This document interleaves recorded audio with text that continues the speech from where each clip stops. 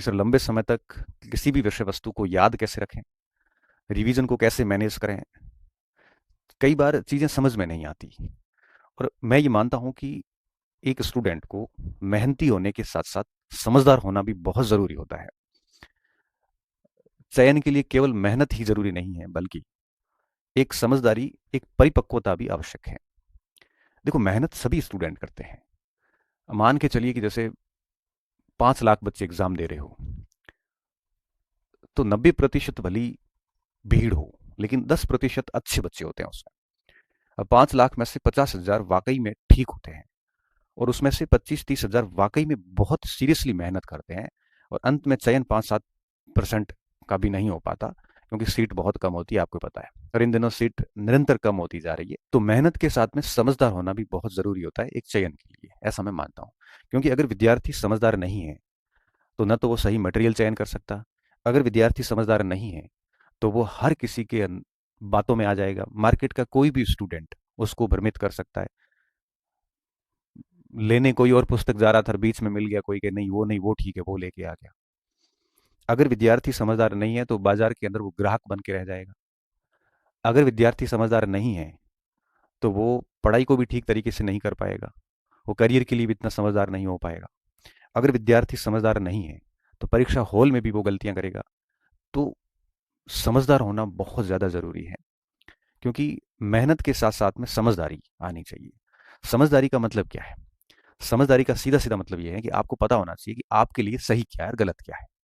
आपको पता होना चाहिए कि आप जो है वो जो निर्णय ले रहे हो सोच समझ के, वो कोई भी एरा गैरा आके आपका प्रभावित ना करे। आप जो विषय वस्तु पढ़ रहे हैं, उसके ऊपर आप भरोसा कर सके। कोई भी आके आपका अपनी विषय वस्तु पे अविश्वास उत्पन्न ना करे। समझदार वो होता है जिसको पढ़ने के तौर तरीके पता होते हैं कि किस तरह से चीज़ें करूंगा तो मैं रिजल्ट निकाल सकता हूँ। आज नहीं तो कल, 1 साल नहीं तो 2 साल बाद, लेकिन रिजल्ट मिल जाता है।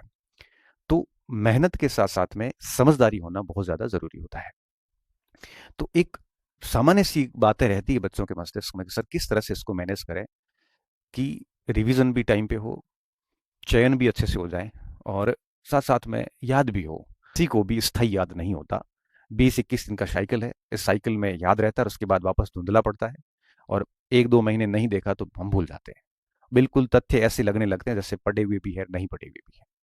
तो एक विद्यार्थी को किस तरह से इन सारी चीज़ों को अच्छे से मैनेज करना चाहिए?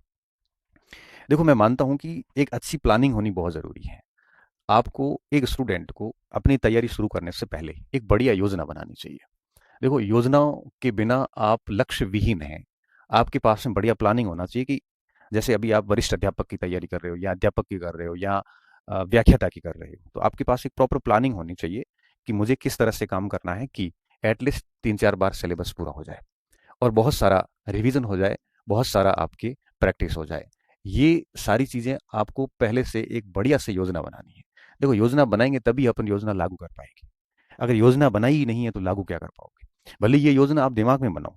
जैसे जैसे मैं मान लो फर्स्ट ग्रेड की तैयारी कर रहा होता अभी, या सेकंड ग्रेड की कर रहा होता, तो मुझे पता है मेरे पास में अभी 7 महीने हैं, या 8 महीने हैं, या 4 महीने हैं। तो मैं ऐसी प्लानिंग करता कि भाई पहले 4 महीने मुझे एक बार कोर्स पूरा, कम से कम 4 महीने में, अधिकतम सॉरी, पूरा कर लूंगा। उसके बाद मैं ये करूंगा, उसके बाद ये करूंगा, ऐसे करके। और परीक्षा से पहले मैं एक बार, 15 दिन पहले एक बार फिर कोर्स पढ़ लूंगा। इस तरह से एक अच्छी प्लानिंग पहले आप करिए। प्लानिंग कर ली, प्लानिंग में क्या चीज़ें ध्यान रखनी है कि एटलीस्ट 3 से 4 बार सिलेबस हो। प्लानिंग में क्या ध्यान रखना है कि खूब सारा रिवीजन हो। और प्लानिंग में क्या ध्यान रखना है कि खूब सारी प्रैक्टिस हो, क्योंकि बिना रिवीजन और प्रैक्टिस के कभी भी कोई भी विद्यार्थी सफल नहीं हो सकता। तो एक बढ़िया प्लानिंग कीजिए। उसके बाद क्या करना है आपको? अच्छे से पाठ्यक्रम का हर एक पॉइंट याद कीजिए कि पाठ्यक्रम में क्या है और क्या नहीं है। हमें टेक्निकल टीम कई बार बताती है कि सर 10 में से 5-6 फ़ोन ऐसे होते हैं बच्चों के, कोर्स लिए हुए बच्चों के, जिनको ये नहीं पता कि सिलेबस क्या है। मुझे बड़ा दुख होता है कि आप व्याख्याता की तैयारी कर रहे हैं, आप वरिष्ठ अध्यापक की तैयारी कर रहे हैं, और आपको नहीं पता कि सिलेबस में क्या है और क्या नहीं। पाठ्यक्रम अच्छे से पता हो, और उसके बाद में एक सीमित सी लिमिटेड सामग्री जो है वो आप जो है वो आपके यूं कहिए कि सामग्री हो। और सामग्री कैसी हो? बहुत लिमिटेड हो। बहुत अधिक सामग्री नहीं, बहुत लिमिटेड सामग्री हो। कम से कम सामग्री आपके पास में होनी चाहिए ताकि आप उसको रिवीजन कर सको। तो आपने अगर सामग्री अपनी चयन कर ली है, तो उसको भगवान मानिए और उसके ऊपर आप अंधे तरीके से लग जाइए। फिर अगर आप डाइवर्ट होते हैं, कोई भी आके एक लाइब्रेरी में आपके सहपाठी आपको डाइवर्ट कर रहा है, तो फिर हो गया काम, आप परिपक्व और समझदार विद्यार्थी तो नहीं है। ये कर लिया। उसके बाद क्या करना है? फिर उसके बाद इस योजना को लागू करना है, और इतना तरीके से करना है कि आपकी योजना जो है वो ढंग से लागू हो। और अगर ढंग से योजना लागू हो गई, परीक्षा तक लगे रहना है, तो निश्चित तौर पे आप सफल हो जाओगे। और जितना इस मार्केट से दूर रहेंगे उतना आपको फायदा होगा। अब इन सब चीज़ों के साथ साथ में और क्या बातें ध्यान रखनी है, ये तो आपको करना ही है। इसके अलावा हर दिन जब प्लानिंग करो तो हर दिन कौन सी और बातों को ध्यान रखना है। जैसे सबसे पहले होता है पाठ्यक्रम को पूरा पढ़ना, पाठ्यक्रम पूर्ण करना। लिमिटेड सामग्री से आपने पाठ्यक्रम पूर्ण किया, आपके दिन का हिस्से में कम से कम पाठ्यक्रम पूर्ण करना ये तो होना ही चाहिए। अब जैसे सुबह उठे, 5-6 घंटे आपने बढ़िया से सिलेबस पढ़ा, अब एटलीस्ट दिन में 1-2 घंटे प्रैक्टिस होनी होनी चाहिए। हर दिन पाठ्यक्रम पढ़ने के साथ साथ 1-2 घंटे, एटलीस्ट 1-2 घंटे प्रैक्टिस होनी चाहिए। इस हेतु आपको क्या करना है? पीवाई क्यूज ले आओ, बहुत सारे प्रीवियस ईयर्स क्वेश्चंस जितने भी आते हैं मार्केट से ले आओ। और हर दिन एटलीस्ट 1-2 घंटे आपको क्या करना है? एक एक प्रश्न लिया और उसके ऊपर एनालिसिस करना है। देखो, सॉल्व नहीं करना, एनालिसिस। एनालिसिस का मतलब क्या होता है? एनालिसिस का मतलब होता है कि जैसे प्रश्न आपने पढ़ा, प्रश्न पढ़ने के बाद पहले ऑप्शन मत देखो, आप खुद से आंसर निकालने की कोशिश करो कि इसका उत्तर क्या है। उत्तर निकाला, नहीं निकल रहा है, फिर ऑप्शन देखो। ऑप्शन देखने के बाद दूसरे ऑप्शन पे भी सोचो कि ए क्यों नहीं हो सकता, बी क्यों नहीं हो सकता, सी क्यों है, डी क्यों नहीं हो सकता। इस तरह से चारों विकल्प पे थोड़ा थोड़ा पूरा दिमाग लगाओ आप। तो आप 1-2 घंटे में मुश्किल से 30-40 प्रश्नों को बढ़िया से सॉल्व कर पाएंगे। और एटलीस्ट हर दिन आप में इतना होना चाहिए, क्योंकि जितने अधिक प्रश्नों को आप एनालिसिस करोगे, इससे एक तो आप मैच्योर हो जाओगे, परिपक्वता जैसे अपन कह सकते हैं। आपको पता लगने लग जाएगा कि प्रश्न कैसे आते हैं, प्रश्नों की भाषा को कैसे समझना है, प्रश्नों का उत्तर कैसे निकालना है। आपको समझ में आ जाएगा कि प्रश्न को अटेंड कैसे करना है, कौन से प्रश्न छोड़ने योग्य होते हैं, किस विषय वस्तु से किस जगह जाके आपको पढ़ना है ताकि प्रश्नों का उत्तर अच्छे से निकल सके। आप जितने अधिक एनालिसिस करोगे उतना आप कंटेंट को ठीक से डाइजेस्ट कर पाओगे कि कौन सी विषय वस्तु अपने पढ़ने योग्य है और कौन सी विषय वस्तु छोड़ने योग्य है। जितना अधिक एनालिसिस होगा उतना ही आपको अपनी पाठ्य वस्तु के ऊपर या जो आपके पास में आपकी जो सामग्री है उस पर आपका भरोसा बढ़ता जाएगा। इसलिए कहते हैं कि बहुत ज़रूरी होता है एनालिसिस करना, और डेली 1-2 घंटे। मैं तो कहता हूँ टेस्ट सीरीज इतनी ज़रूरी नहीं है जितना पुराने प्रश्न जो है। पुराने प्रश्न का तात्पर्य ये नहीं है कि फर्स्ट ग्रेड की तैयारी करें तो केवल फर्स्ट ग्रेड है। अरे पुराने प्रश्न का तात्पर्य है जैसे आप सब्जेक्ट की तैयारी कर रहे हैं तो उस सब्जेक्ट के जितने भी पेपर है, चाहे यूपी ने लिया हो, चाहे मध्य प्रदेश ने लिया हो, चाहे यूजीसी ने लिया हो, सारे पेपर्स लाइए और उनका एनालिसिस करिए। एटलीस्ट दिन में 1-2 घंटे तो ये काम करना ही चाहिए। जितना ज़्यादा एनालिसिस होगा उतनी आप में मैच्योरिटी आएगी, उतनी आपकी एक्यूरेसी बढ़िया आएगी, और यही आपको समझदार बनाएगा। बाकी आप मूर्खों की तरह अगर पूरे दिन नोट्स या किताब में पढ़ ही रहे हो, उसकी अगर एनालिसिस प्रैक्टिस नहीं कर रहे हो, तो ये वो बात हो जाएगी कि गाड़ी के सारे नियम आपको आते हैं चलाने के, लेकिन आप ड्राइवर नहीं बन पाओगे। ड्राइवर तभी बन पाओगे जब आप सीट पे बैठ के उसकी प्रैक्टिस करोगे, एनालिसिस करोगे, तब जाके आप ड्राइवर बन पाओगे। स्विमिंग के नियम मुझे सब पता है, लेकिन मुझे स्विमिंग नहीं आती। क्यों नहीं आती? क्योंकि उसकी प्रैक्टिस नहीं है। इंग्लिश की ग्रामर के रूल्स हमें पता होते हैं, लेकिन हम इंग्लिश नहीं बोल सकते क्योंकि हमारी वो प्रैक्टिस नहीं है। वो सेम बात यहाँ पे भी लागू होती है। अब क्रिकेट के नियम पता होने से आप अच्छे क्रिकेटर नहीं हो सकते।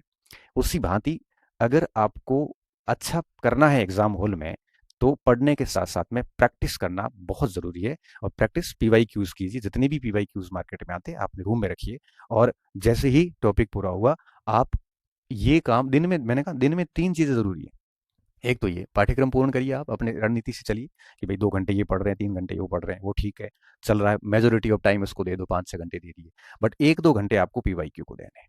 अब आप मुझे कहोगे कि सर पीवाई क्यूज हम कर लेंगे, हम सर एनालिसिस भी कर लेंगे और हम ये सब चीजें कर लेंगे, लेकिन कौन सा पीवाई क्यूज करें? जिस सुबह जैसे आपने इतिहास पढ़ा है, इतिहास में आपने जैसे मिडाइवल पढ़ा है, तो शाम को एनालिसिस मिडाइवल का ही करें या किसका करें? तो मेरी रणनीति ये रहा करती थी, जैसे मान लो कि जनवरी है, जैसे मान लो, ठीक है, और जनवरी में जैसे मैंने आधुनिक भारत और विश्व इतिहास पढ़ा, और फरवरी आया, फरवरी में जैसे मैंने मध्यकाल शुरू किया, मान लेते हैं, तो मैं फरवरी के अंदर जो एनालिसिस करूंगा वो करूंगा आधुनिक भारत और विश्व का। क्यों? क्योंकि मेरे वो पूरा पड़ा हुआ है और मैं पूरी फरवरी उसका एनालिसिस करता रहूंगा। इससे क्या होगा? इससे ये होगा कि फरवरी में मध्यकाल और एक और पार्ट ले लो, राजस्थान का ले लो, इसका तो मेरा पाठ्यक्रम पूरा हो जाएगा, और साथ साथ में जनवरी का पढ़े हुए का पूरा एनालिसिस होता रहेगा। और अब ये एनालिसिस करोगे तो इसका रिवीजन अपने आप साथ में होता जाता है। फिर जब मैं मार्च में 2 नए पोर्शन लूंगा, तो जनवरी और फरवरी का फिर मैं फरवरी के रिवीजन और एनालिसिस पे बल दूंगा। ऐसे क्या होता है कि आप एनालिसिस प्रश्नों का जब करते हो, तो जो आप पूरा पोर्शन पढ़ चुके हैं, जो छोड़ चुके हैं, जैसे मान लो कि पॉलिटिकल साइंस, जैसे कोई आरएस की तैयारी कर रहा है, अब जैसे अभी अक्टूबर का महीना चल रहा है, अक्टूबर में वो भूगोल और इकोनॉमिक्स पढ़ रहा है, सितंबर में मान लो उसने पॉलिटिकल साइंस पढ़ के छोड़ दिया, तो अक्टूबर में जरूरत इस बात की रहती है कि अक्टूबर के अंदर वो पॉलिटिकल साइंस का एनालिसिस करे, प्रश्नों को मिलाए। इससे क्या होगा कि दो सब्जेक्ट का पाठ्यक्रम चल रहा है और साथ में पीवाई क्यू पुराने वाले के चल रहे हैं, तो इससे क्या होगा कि साथ में बने रहोगे आप। तो इस हिसाब से कोशिश करनी चाहिए। और अगर कोई स्टूडेंट मैं कह रहा हूं कि 10 बार सिलेबस पाठ्यक्रम पढ़ लें और उसने अगर पीवाई क्यूज नहीं किए और उनका अगर एनालिसिस नहीं किया है, तो बहुत संभावना है कि वो परीक्षा हॉल के अंदर गलतियां करके फेल होगा। ये तय बात है।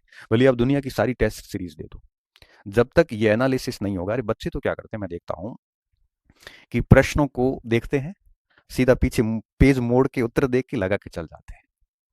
क्यों लापरवाही कर रहे हो ये? अरे एनालिसिस ये नहीं होता। प्रश्न के ऊपर जान लगाइए आप उत्तर निकालने की, तभी समझदारी आएगी, तभी दिमाग के ऊपर जोर डाला जाएगा कि क्या क्या चीजें याद करने की कोशिश की जाएगी।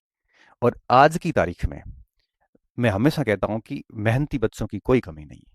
आपकी मेहनत पे मुझे कोई डाउट नहीं है, बट मुझे डाउट इस बात का कि आप ये चीजें नहीं करते। ये चीजें आप नहीं करते। और मैं बताऊं, हम लोग जब तैयारी करते थे, मेरा जो ग्रुप पढ़ता था, ईमानदारी से कह रहा हूं, हम लोग ऐसा कोई दिन नहीं जाता था जिस दिन 20-30 प्रश्नों का बढ़िया से डिटेल्ड एनालिसिस नहीं किया हो। जैसे कोई सिंपल प्रश्न आ गया हमारे सामने, तो वो भी देखते थे कि इसके उत्तर में ये क्यों नहीं है, ये क्यों है। एक एक ऑप्शन के ऊपर पूरी माथापौड़ी करते थे, 5-7 मिनट एक ऑप्शन को देते थे। और एक परिणाम ये निकलता था कि 1-1.5 घंटा, वो 1-1.5 घंटा कौन सा लेते थे हम? भोजन बनाते वक्त ले लिया, या बहुत पढ़ाई में मन नहीं था उस समय, या फिर खेल के आए थे या खेलने जा रहे हैं उस समय, थोड़ा 1 घंटा पहले मन नहीं है पढ़ने का, उस समय हम एनालिसिस का काम करते थे। और एनालिसिस के लिए हमने तय कर रखा था कि जो पोर्शन हम पूरा पढ़ के साइड में रख चुके हैं उन्हीं को एनालिसिस करेंगे। अभी जो करंट का पढ़ रहे हैं, जैसे सुबह आपने आधुनिक बात पढ़ा, शाम को अगर आप एनालिसिस करोगे तो एनालिसिस हो ही जाएगा, क्योंकि दिमाग पे जोर देने की जरूरत नहीं है। सुबह पढ़ा है तो शाम को सारे उत्तर आराम से निकलेंगे। ये एनालिसिस नहीं है।